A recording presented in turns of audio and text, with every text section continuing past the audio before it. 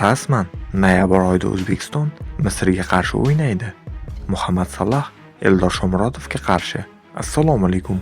Kanalimizga xush kelibsiz. Yaqin daqiqalar ichida siz bilan Ekstra Sport kanali.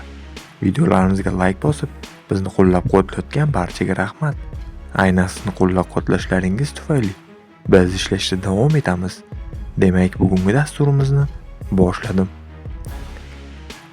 Misrning Yalla Kore nashri ma'lumotiga ko'ra, noyabr oyida Dubayda 4 terma jamoa ishtirokida o'rtoqlik turniri tashkillashtiriladi. Unga ko'ra turnirda Eron, Misr, O'zbekiston va Cabo Verde terma jamoalari ishtirok etadi. Yaqindagina barcha termalar bilan shartnomalar imzolandi.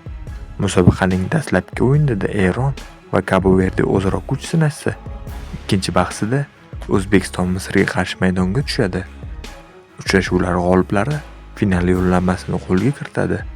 Mag'lub terma jamoalar esa 3-o'rin uchun bahs olib boradi deyiladi xabarda. Mazkur musobaqa noyabr oyidagi FIFA kunlarida, ya'ni 10-18 noyabr kunlari doirasida tashkil etiladi. Manba Yalla Koreya. Qadrli do'stlar, siz nima deb o'ylaysiz? Misr terma jamoasini mag'lub etib finalga chiqa olamizmi? Va finalda qaysi terma jamoa bilan o'ynashimizni xohlaysiz? Eron yoki Cabo Verde? Albatta fikrlaringizni izohlarda yozib qoldiring. Videoga esa birdan like bosib ketishni unutmang. Kelasi dasturlarda ko'rishguncha xayr, salomat bo'ling.